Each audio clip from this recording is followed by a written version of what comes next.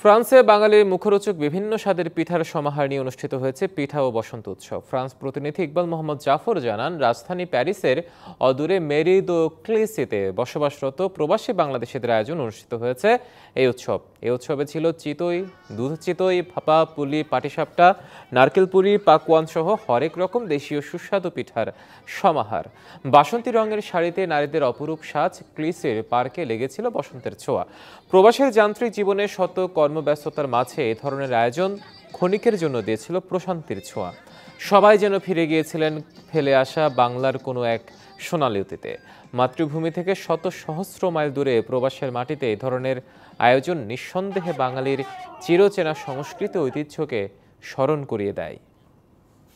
এই পিঠা উৎসবে আমরা সবাই দেশের বাইরে থাকলেও আমরা কিন্তু আমাদের বাঙালি ঐতিহ্য কখনোই ভুলে যায় না।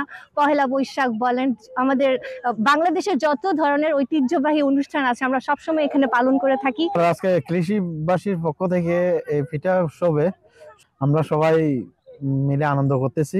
বসন্তের শুভেচ্ছা।